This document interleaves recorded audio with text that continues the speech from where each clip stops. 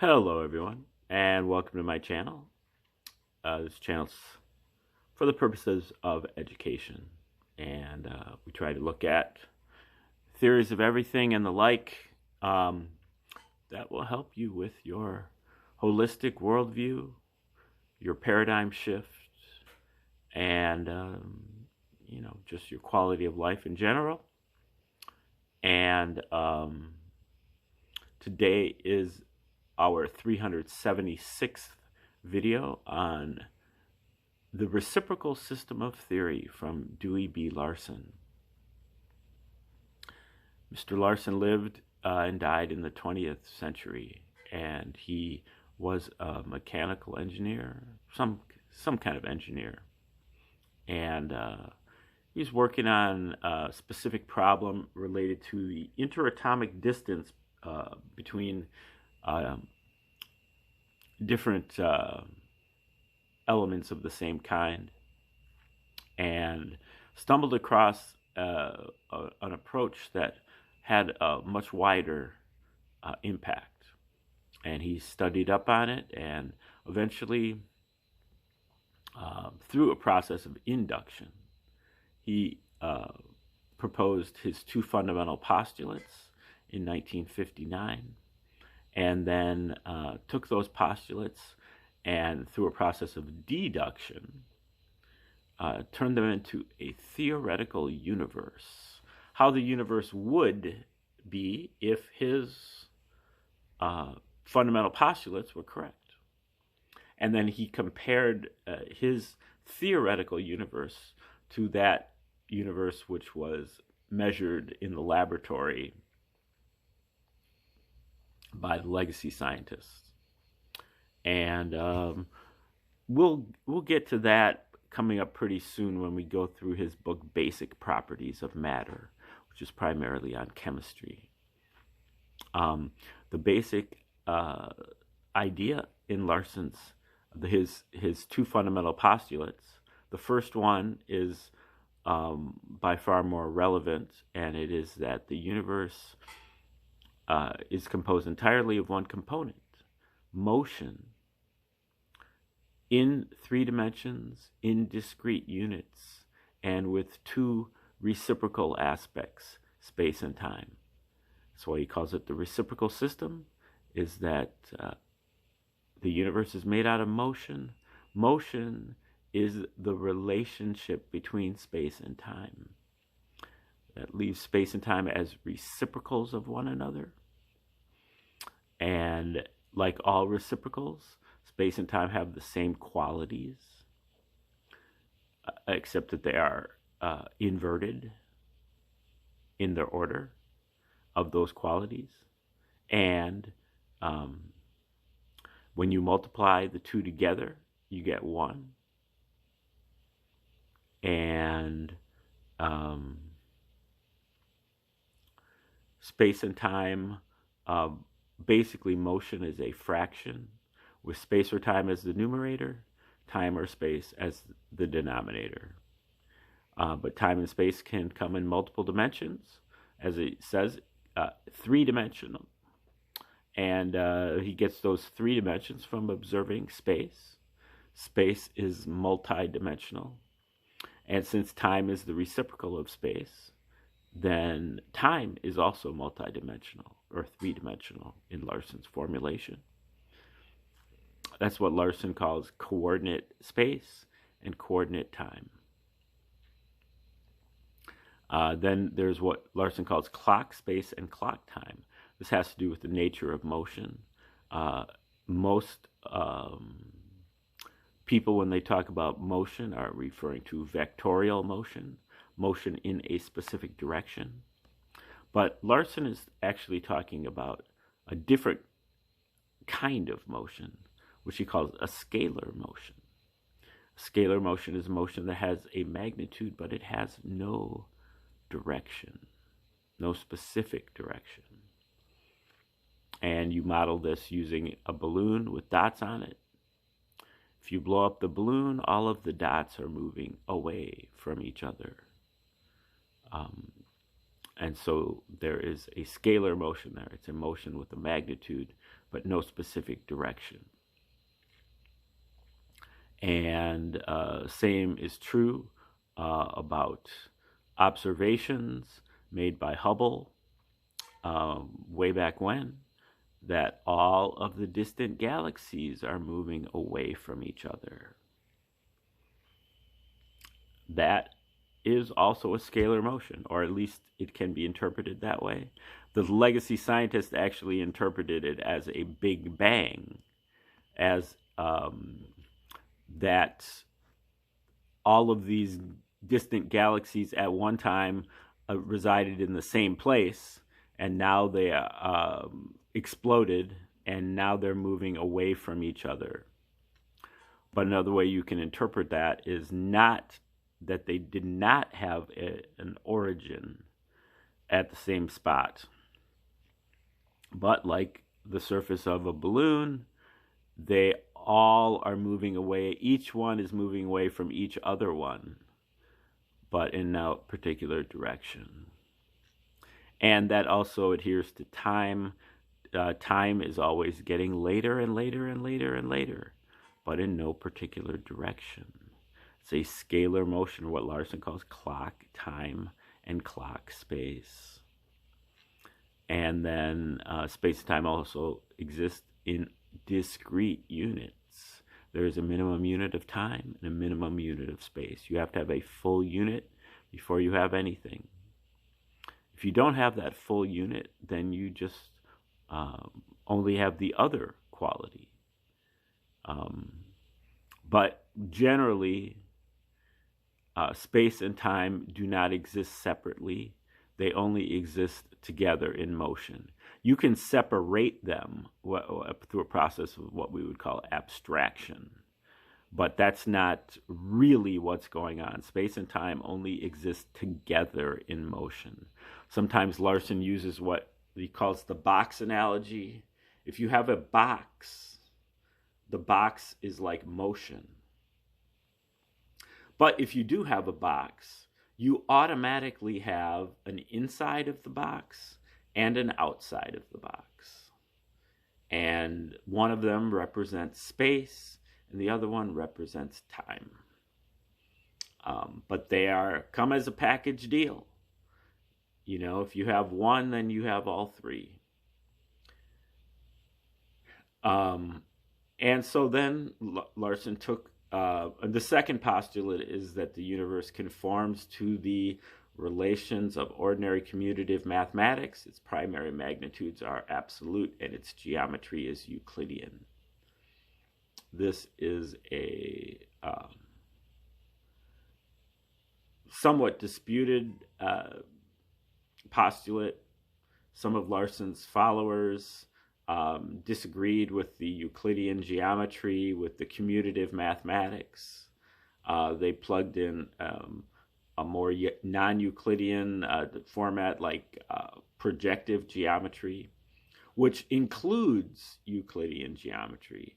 Euclidean geometry as a subset of projective geometry. It's really a geometrical cascade from projective to affine to metric to Euclidean, and as you become more and more specific. But that's the subject of other videos. Now today we are looking at, this is our second installment on this article, which is from Dr. KVK Nehru, another person that is one of the principal revisers of the reciprocal system. Along with Dr. Bruce Perret, Nehru came up with what he called RS2, the reciprocal system 2, the re-evaluation of the reciprocal system. So it's in the spirit of the reciprocal system, and I think like really staying with that first postulate, but expanding the reciprocal system, moving it into other areas, and also kind of tweaking a few of the aspects that Larson came up with for the reciprocal system that don't quite work very well. One thing that Nehru was instrumental toward was a different kind of concept of the photon. Nehru saw the photon as a birotation.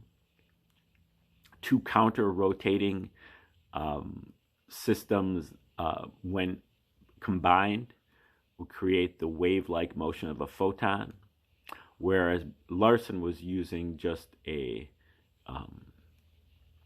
translational motion and a vibrational motion in an orthogonal direction.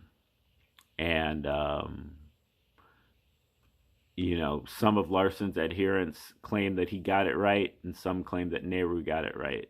I tend to lean toward Nehru, but I think that Nehru's version has better explanatory power. And it also makes sense that Larson really felt like you can't have rotation until you have something to rotate. And that actually is the photon. But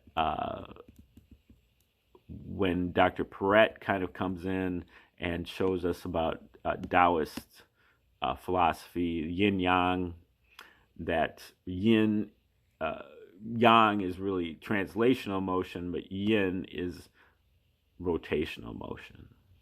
And so rotational motion is every bit as primary as translational motion, kind of negating Larson's idea that you don't have rotation until you have something to rotate. Now, also with that discrete unit postulate, if you have exactly 1 unit of space in 1 unit of time, then you have the speed of light. And that is what Larson refers to as unit speed.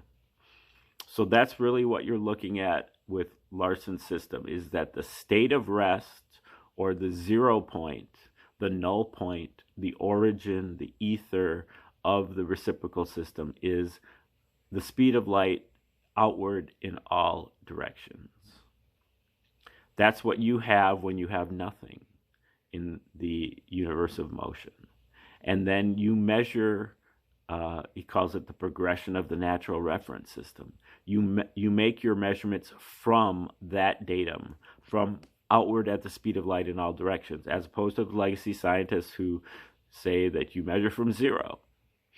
But in a universe of motion, motion is primary and motion is omnipresent. That also means that half of the universe is moving faster than the speed of light, which kicks dirt on Einstein's dictum that the speed of light is the maximum speed of the universe. In Larson's system, the speed of light is the midpoint of the universe, 1. 1 is the center of a reciprocal system. Just like 4 and 1/4 are reciprocals. When you multiply them together, you get 1. So the center of the system is 1. Okay, now Nehru's article that we're looking at here is called The New Science of the 21st Century. And we went through the first part of it.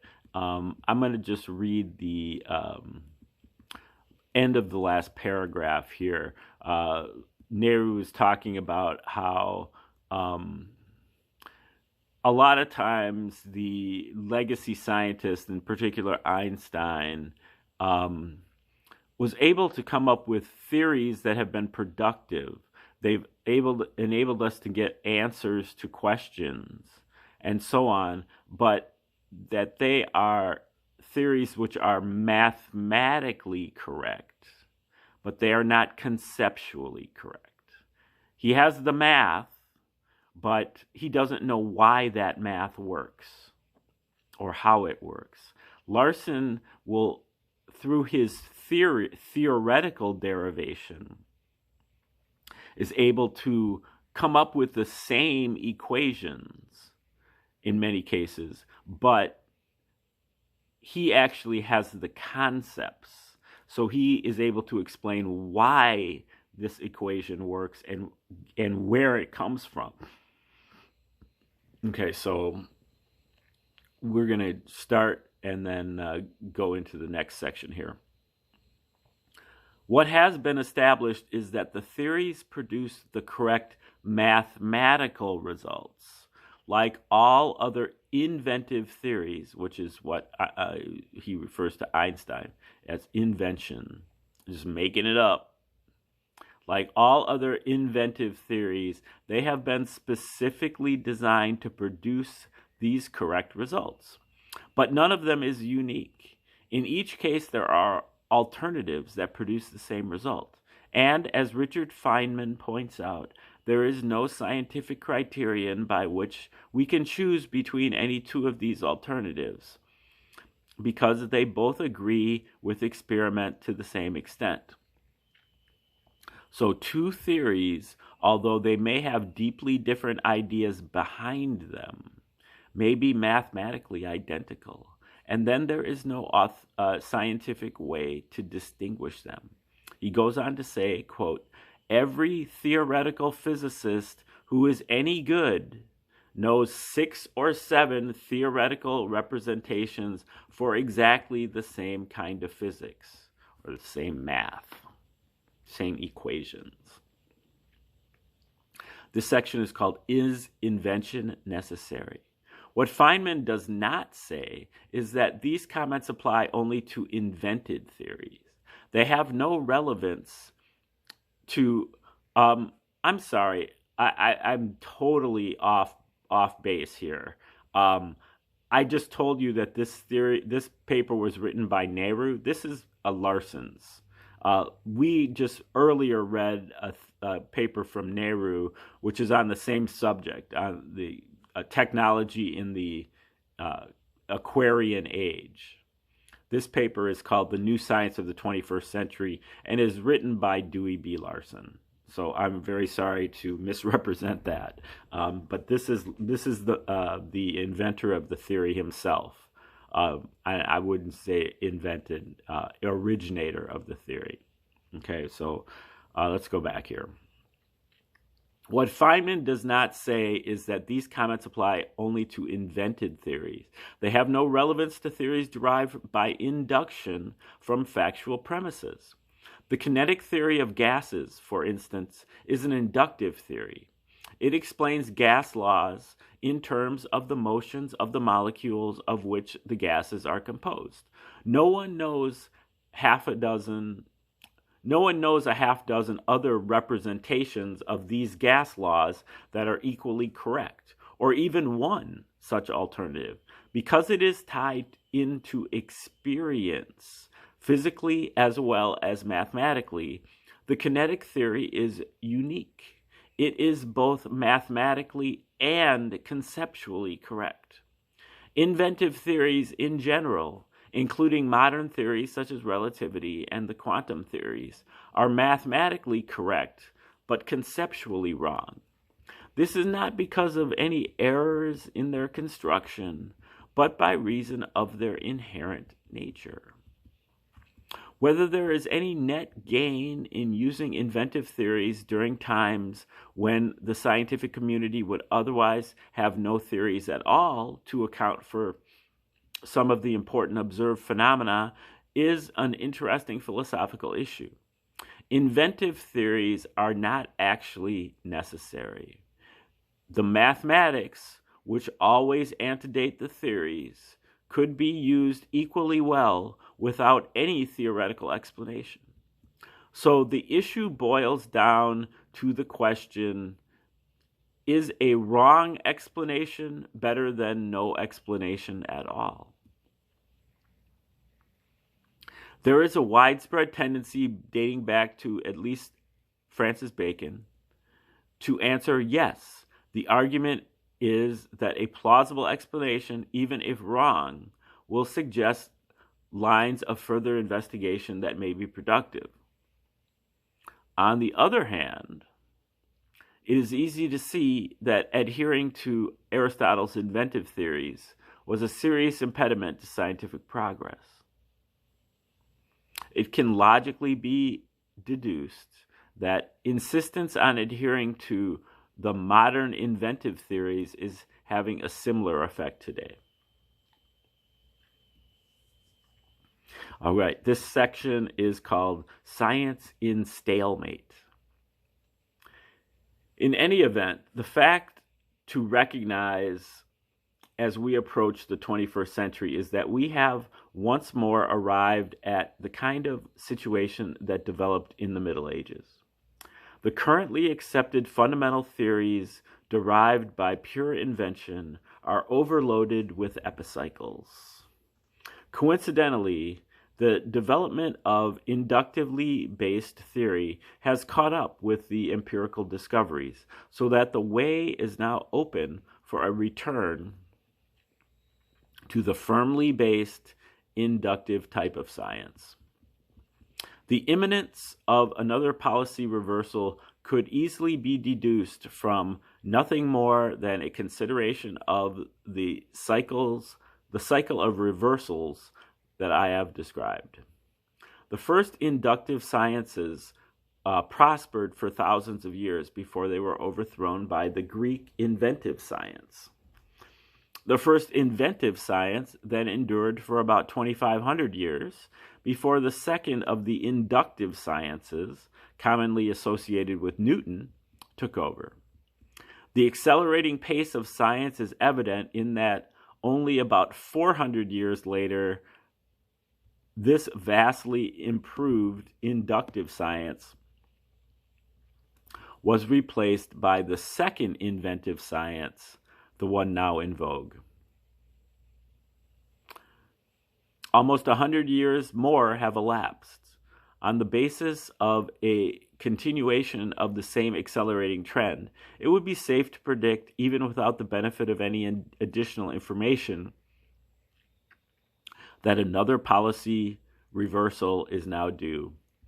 The fundamental principles of 21st century science probably will be those of a third inductive science, rather than the inventive concepts of 20th century physics.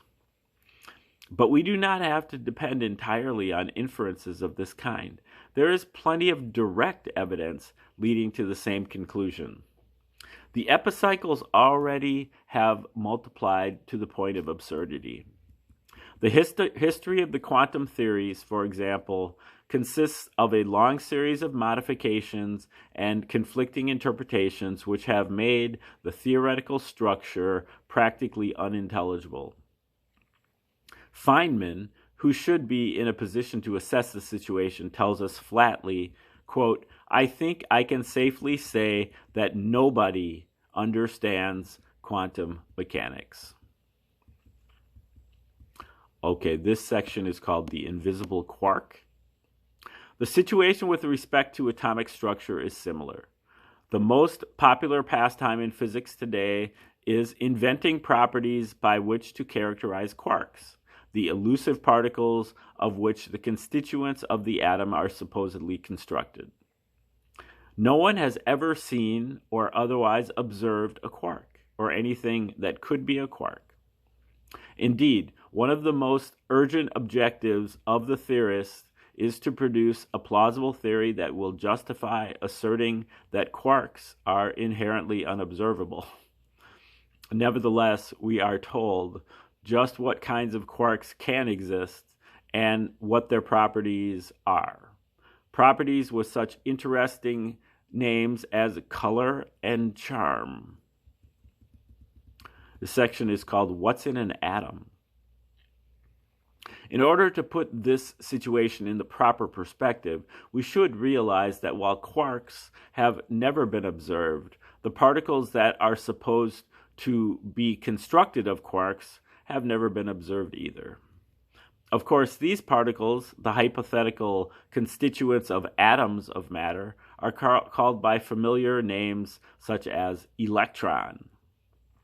But the properties that a particle must possess in order to play the part of the hypothetical electron in the atom are altogether different from those of the electron that is observed experimentally. There is actually no adequate justification for calling them by the same name. As Professor Herbert Dingle points out, we can deal with the electron as a constituent of the atom only if we ascribe to it, quote, properties not possessed by any imaginable objects at all. Much the same can be said of the other hypothetical atomic constituents. The hypothetical neutron in the atom must be stable. The observed neutron is an unstable particle. The truth is that there is no definite evidence to indicate that atoms are constructed of particles of any kind. This may seem heretical, but actually the point is conceded by many front-rank scientists. Here, for instance, is a statement by Erwin Schrödinger, which says essentially the same thing in different words. Quote, "Once we have become aware of the state of affairs, the epistemological question, do the electrons really exist in these orbits within the atom, is to be answered with a decisive no. Unless we prefer to say that the putting of the question itself has absolutely no meaning." This question of atomic structure provides a good example of the difference between induction and invention. Such men as Newton and Einstein recognized the difference very clearly. Newton emphasized that he did not employ invention, while Einstein condemned Newton's inductive approach. But both procedures start in the same way, with a hypothesis. And this has confused the issue for many individuals. The difference lies in what happens when the hypothesis has been tested and found to be wrong. The Newtons then either discard the hypothesis or modify it drastically. The Einsteins invent something that eliminates the discrepancy so that we can retain the original hypothesis. When it was first discovered that atoms disintegrate under appropriate conditions and emit particles in so doing, the hypothesis that the atom is constructed of such particles was very plausible. But, as I have just pointed out, when this hypothesis is put to a test, it fails, because the emitted particles are not capable of forming an atom. The inductive scientists, the Newtons, then have to abandon the hypothesis of an atom composed of particles and try to formulate some other hypothesis. But the inventive scientists, the Einsteins, add some epicycles. They simply assume whatever is necessary to make the particles fit the requirements, and they retain the original hypothesis. This is the situation that exists today. The present-day theorists are obsessed with the idea that they must continue to subdivide matter until they come to an elementary unit. So they invent atomic constituents. They invent quarks from which to construct those invented constituents. And there is even a suggestion that it may be necessary to invent a subquark. The particles of physics are rapidly approaching the status of the fleas in the popular little verse, "Big fleas have little fleas upon their backs to bite 'em. The little fleas still smaller fleas, and so on ad infinitum." The impetus for this frantic search for an ultimate particle of matter comes from the prevailing concept of the fundamental nature of the universe. The basic entities are thought to be elementary units of matter existing in a framework provided by space and time. This section is called Mysterious Entity X. The irony of the situation is that modern discoveries have completely demolished this idea. The modern finding that matter can be transferred into non-matter and vice versa shows conclusively that matter cannot be the basic entity. There must be some common denominator underlying both matter and non-matter. This, too, is recognized by front-rank scientists.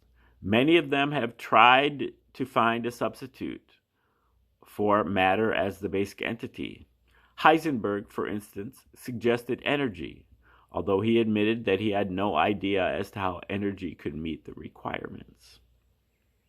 In any event, regardless of what the basic entity may be, it is now clear that below some specific level, that which exists is not a particle of matter, but a more fundamental entity, which, for the present, we may call X.